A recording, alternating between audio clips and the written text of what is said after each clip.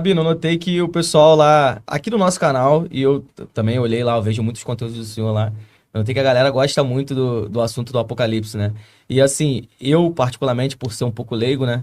Eu não sabia que a parte dos judeus era bem firme também, né, sobre essa ideia de Apocalipse, né? Eu não sabia que era assim, que funcionava assim.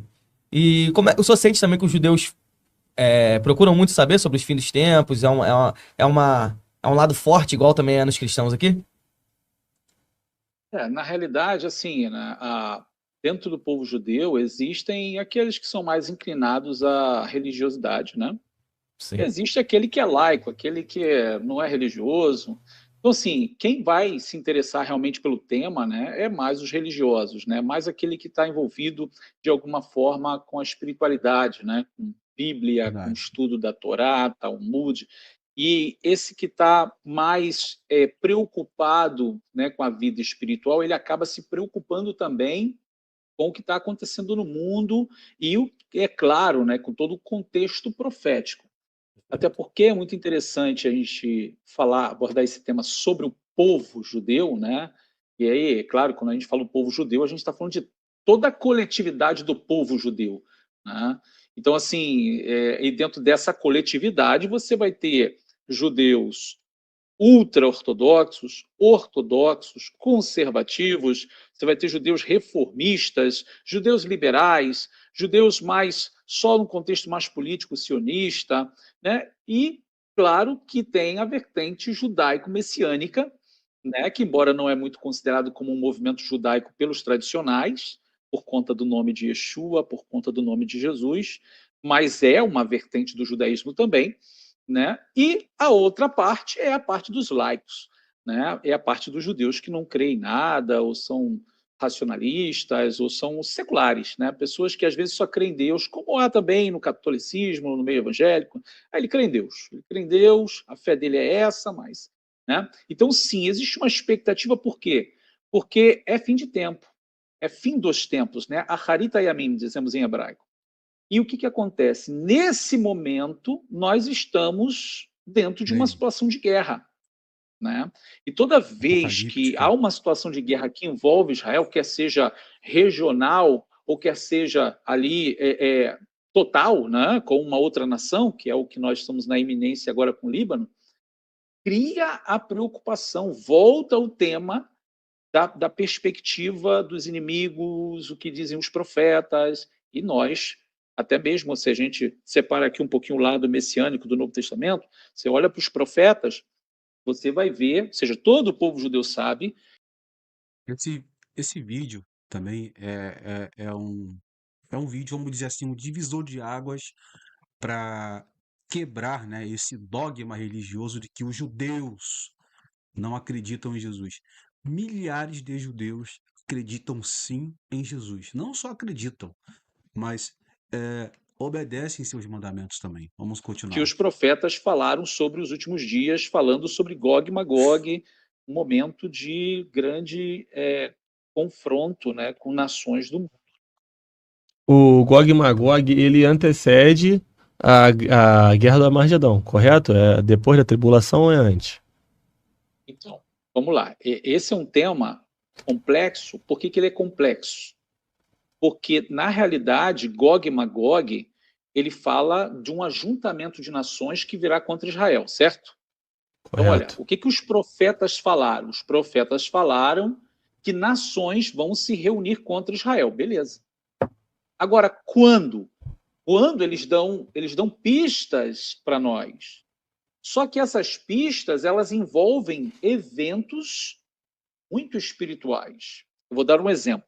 Tá? Quando você abre o livro do profeta Daniel, né, o Sefer Daniel Hanavi, lá no capítulo 12, Ó, o último capítulo do livro, em que ele vai falar, né, o anjo, né, na realidade, falando com ele, né, saiba, Daniel, que ali, desde o tempo em que foi tirado o sacrifício contínuo e posta a abominação desoladora, haverá tanto tempo. Quando ele está falando dessa parte final, o que ele vai dizer? Ele vai dizer nesse capítulo que vai haver, muitos vão ressuscitar, uns para vergonha e desprezo eterno e outros para a vida eterna. Então, assim, são coisas que estão conectadas a essa guerra que mostra realmente a vinda do Messias, porque vai haver ressurreição dos mortos. Vai ver. Então, só que o que acontece? Nós temos, e eu sempre digo que nós temos um privilégio, nós que cremos em Yeshua, né, que cremos em Jesus, que temos ali a Brit Hadashah, o Novo Testamento, Olha aí, porque ó. nos foi dado a conhecer no Sefer Hitgalut, no livro de Apocalipse, que Sefer vai haver Hitgalut, dois Apocalipse. eventos separados. Nós temos Har Megiddo, o Amargedon, é uma coisa, e nós temos o Gog e Magog. Então, de uma maneira muito simples, tá? O que Apocalipse mostra para gente? Vai haver uma guerra de nações contra Israel, e é justamente nessa guerra que Yeshua vem, que o Messias chega. Para quê? Para instaurar o milênio. É o grande Shabat. Então, Olha aí. o milênio, O milênio, o Gadol Shabbat, o grande Shabbat. Gadol significa grande. Olha isso. Olha isso, pessoal. Vamos lá. ele é estabelecido a partir de uma guerra que vai acontecer. Essa guerra se chama Armegiddo, o Armagedon. Interessante. Aí, passa os 1000 anos, termina os 1000 anos, Satanás é solto Feliz da sábado, prisão, Lúcia. engana o mundo e o mundo se volta contra Israel de novo. Aí Apocalipse vai chamar esse confronto final de Gog e Magog. Então, você viu o que Apocalipse fez para a gente? Nos deu uma revelação muito importante na linha do tempo. Har Megiddo, ou Armagedon, Yeshua vem, instaura o milênio. No final do milênio, Satanás é solto, engana as nações e levanta as nações contra Israel. Gog e Magog. Desce fogo do céu, destrói todo mundo, e aí vem o juízo final. Então, como os nossos sábios do povo judeu, o povo judeu, numa maior parte, que não crê no Novo Testamento, não tem o Novo Testamento, eles não sabem desses detalhes que o Apocalipse deu para a gente. Então, o que eles têm apenas? Gog e Magog. Entende o que eu estou dizendo? Sim. Então, ele vê todo o conflito que vai ver contra Israel como Gog e Magog. Eles entendem que Gog e Magog vai ser a guerra final antes do Messias chegar. Para eles não vai acontecer mais nada depois. Por quê? Porque eles não têm o Apocalipse como um livro sagrado, inspirado. Entende o que eu estou dizendo? Sim, e é até interessante. Nós já recebemos esse presente de saber que vão ser dois eventos diferentes. E assim, a visão que você está trazendo aqui, Rabino, para mim está sendo inédita também. Muito legal o canal aqui receber tanto convidado que a gente aprende cada vez mais. Eu já ouvi de um convidado que seria antes, seria uma guerra que antecede o Armagedon, Exatamente. né? Já ouvimos isso aqui. Ah. E agora você está trazendo uma visão diferente de que é uma guerra depois e depois ainda do milênio, né? Então abre margens aqui para muitos questionamentos, muitas interpretações que modificam o que eu acreditava, o que eu tinha escutado aqui antes. Muito legal essa interpretação. Acredito que muitos que estão assistindo vão pensar da mesma maneira também, porque o que eu ouvi aqui no canal, e quem assiste a gente também vai relembrar, que essa guerra seria uma guerra, a pessoa até cita aqui os países, que seria uma guerra que viria do norte para Israel. Então eles citaram que poderia ser algo envolvendo China ou Rússia. Está falando sobre o norte. Toda vez que as profecias falam sobre o norte, fala sobre Gívura, fala sobre justiça. E agora, né, o norte de Israel, o Hezbollah, que é o grupo de terroristas, eles estão guerreando contra Israel. Olha aí. Seria uma coligação para invadir Israel. Tua visão já é mais consistente, de que seria uma guerra pós-milênio. Então, bacana, achei muito legal o que o senhor está falando. O milênio, então, o Rabino, dá a entender que ele é aqui na Terra, correto? Sim. Perfeitamente. E esse milênio, nós aqui, como pessoas que estarão no milênio, já serão com corpos modificados, já será toda aquela questão que envolve a Bíblia ou não? Como é que vai ocorrer? Sim, então, para isso, né, a gente só precisa organizar a questão do pensamento do seguinte: muita gente acaba realmente confundindo, não entendendo a sequência textual, a sequência dos fatos, né? Inclusive, só para salientar aqui, como você mencionou, eu trouxe a visão de Har Megiddo, milênio, e depois do milênio, o Gog e Magog, porque é a sequência textual. Quando você abre Apocalipse ali, Apocalipse 19, 20, 21, você vai ver essa sequência de eventos. Tá?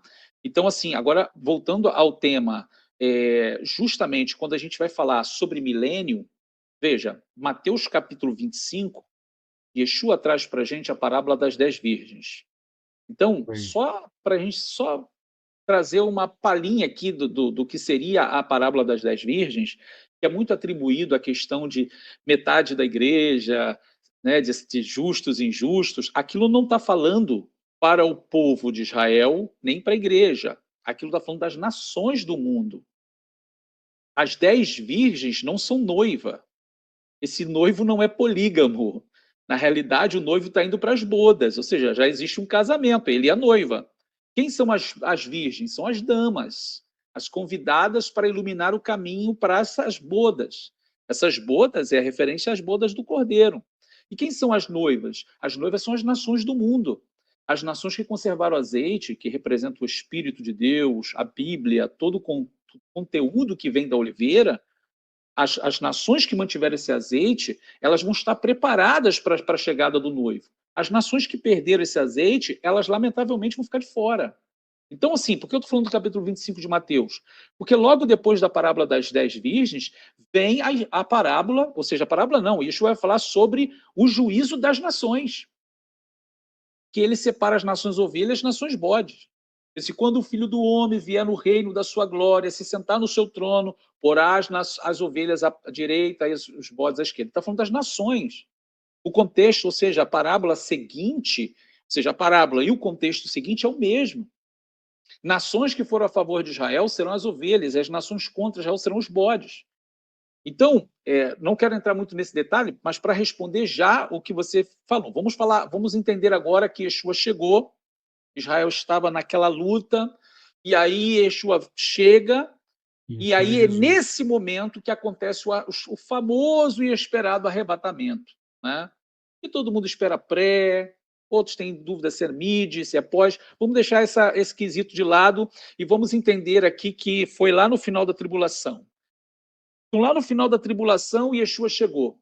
Ele vem e reúne os santos de todas as partes do mundo. Dentro do conceito judaico, isso se chama Kibbutz Galuyot, a reunião dos dispersos. E é nesse momento que vai haver a ressurreição dos mortos, ou seja, a Hatkumar e Shoná. Então, o que acontece? Ressuscitam os mortos, o que está escrito lá na primeira carta de Paulo, né, de Rabi Shaul, aos Tessalonicenses, capítulo 4, versículos 16, 17 e 18. Mesmo o Senhor descerá do céu, com alarido, com voz de arcanjo, com a trombeta de Deus, aqueles que morreram em Cristo ressuscitarão primeiro. Aí, um judeu falando sobre o Novo Testamento. Para quem acha que judeus não acreditam no Novo Testamento, não serve Jesus, está aí. Ó, o rabino Yosef Baru. Yosef significa José. E Yosef é o nome do meu pai também. É José. Depois nós. Né? Então, assim, esse é o momento. Ele está chegando, os mortos ressuscitando, trombeta tocando, e ele vem para livrar Israel dos seus inimigos. Esse é o momento do arrebatamento, esse é o momento de nos encontrarmos com eles, crentes, judeus e não judeus, de todas as gerações, encontrando-se com Yeshua para iniciar o grande Shabat, né? Ou seja, o milênio, o sétimo milênio da história da humanidade. Ok. Quem nessa história estará com um corpo de glória, um corpo de tifará, de luz? Todos os que ressuscitaram e os que foram arrebatados, vamos chamar assim para que haja entendimento, os que foram tomados. Então, esses sim, nós estaremos em um corpo de glória. Mas aí a pergunta, e o Israel que estava ali esperando, a nação? Não. Eles não vão entrar nesse nível de tifará. Porque eles não tinham Mashiach. Essa promessa é para os que têm Mashiach. É para os que têm Cristo. Yeshua. Eles não tinham. Eles estavam esperando o Messias chegar. E quando o Messias chegou, eles se deram conta que era o que foi desprezado toda a história. Claro, com vários motivos, né? Então, e as nações do mundo? Agora, foca agora nisso aqui, ó. Yeshua vai julgar as nações. As nações bodes são condenadas e vai para o lago de fogo. E as nações ovelhas recebem essa palavra: vinde benditos de meu Pai, possui por herança o reino que vos está preparado desde a fundação do mundo. Qual é o reino que está preparado desde a fundação do mundo? O milênio. Porque a humanidade, ela está vivendo, entrando no seu 6º milênio de governo humano. Na realidade, né, ela está terminando o 6º milênio. Nós vamos entrar no 7º, que é o Shabbat, ou seja, que é o 7º milênio, o milênio esperado por judeus e não judeus. Não? Então, essas nações ovelhas não vão estar em corpo de glória.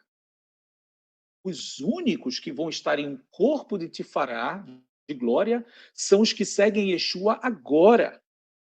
Agora que eu digo, né, em toda a história da humanidade, toda a história da partir de Yeshua, daqueles que permaneceram com ele. Porque essa promessa é para os que permanecem com ele. Entende? E ainda está com o corpo, que esteja com o corpo de glória, né? Satanás, ele vai conseguir ludibriar, enganar algumas pessoas? Então, essa é uma pergunta muito importante. Porque, na realidade, quando a gente fala de milênio, voltamos ao ponto, né? As coisas, às vezes, Sérgio e Lucas, são muito flutuantes na mente das pessoas. Até porque não se explica muito, não se enfatiza muito o que vai acontecer no milênio. O que é o milênio? O milênio é o reino. E Yeshua vem para reinar. O reino é de Deus, tá? É o Malchut Elohim, reino de Deus, o Malchut Shamayim, o reino dos céus.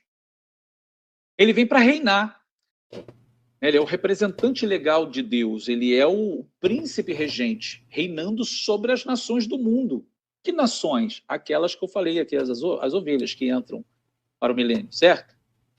Agora, o mundo será regido com equidade. A vara será vara de ferro. Como Yeshua promete nas cartas do Apocalipse, aquele que vencer governará as nações, ou regerá as nações com vara de ferro, assim como eu venci também e recebi de meu pai essa autoridade. As quebrará como vaso de oleiro. O que Yeshua está dizendo? O governo será de vara de ferro. A vara de ferro não se dobra, ela é dura. Isso é para mostrar que o governo será sem corrupção. Não vai haver espaço para corrupção. E o que nós, que estamos em um corpo de glória, vamos fazer? Ora, nós vamos ajudar na administração do milênio, até porque nós estamos falando de um governo de 1000 anos. E em 1000 anos nasce muita gente. Nós estamos falando de um milênio. Então, assim, as nações vão voltar a ser nações na sua totalidade da palavra. Com governo federal, governo municipal, governo estadual, com secretaria de educação, secretaria do que seja, ministérios, secretarias, administração pública, todas essas coisas que movimentam uma nação, isso vai acontecer, isso vai existir. Mas qual é o problema do mundo atualmente? Corrupção. Por isso o governo é de vara de ferro. Não tem espaço para corrupção. Agora, minha pergunta é, então quem vai estar no meio das nações do mundo fiscalizando? Nós. Porque nós receberemos autoridade para governar. Se Yeshua, o Messias, estará em Jerusalém sentado no trono de Davi, o que nós vamos fazer? O que significa reger as nações com vara de ferro? É ajudar no governo, é ajudar no reino, é ajudar na administração. É claro que a gente não sabe de todos os detalhes, né? A gente só pode ir até onde está escrito. Mas entender o que está escrito, o que é governar, o que é reger, é administrar, é conduzir. E se a nós foi prometido isso, nós, os que estamos com Yeshua, ele diz, ao que vencer, lhe darei e farei. Então, assim, o que nós vamos estar fazendo? Nós vamos estar ajudando na administração. Agora, você imagina agora o mundo crescendo, crescendo, crescendo, ou seja, um crescimento demográfico, populacional muito grande, porque você tem 1000 anos. E as pessoas vão viver 1000 anos. Isaías profetiza dizendo que aquele que morrer de 100 anos será considerado um menino, um jovem. Então, isso quer dizer que as pessoas vão voltar àquele clima de mundo anterior ao dilúvio. em que a idade das pessoas era longa. E nós vamos ter um mundo modificado, até mesmo na natureza dos animais. Então, olhar para o milênio, as pessoas se esquecem de pensar o que vai acontecer no milênio. Vamos falar de reino de Deus. Reino é um reino. O rei está sentado, o rei governa, o rei administra, o rei tem príncipes. Os seus príncipes regentes regem, eles prestam contas. Então, quando a gente começa a olhar o que é o reino, o que é os arautos, quando você começa a olhar para toda a complexidade de um governo monárquico, isso vai acontecer com Yeshua reinando aqui. Só que imagina, tudo que a gente não teve até hoje, a gente vai ter. O que o mundo espera e não alcançou até hoje, que é um governo de justiça, de paz, né? Isso o mundo não teve até hoje. Agora você imagina o mundo inteiro vivendo debaixo de uma égide, ou seja, debaixo de uma regra, debaixo de um cetro. Um governo mundial, onde? Em Jerusalém Habirá, Jerusalém, a capital do reino de Deus no mundo. De lá vem a Torá, de lá vem a instrução, de lá vem as leis. Então, é isso que vai acontecer. Só que as pessoas estão tão focadas no céu, céu, que elas esqueceram que o governo será aqui, de fato. Entende o que eu estou dizendo?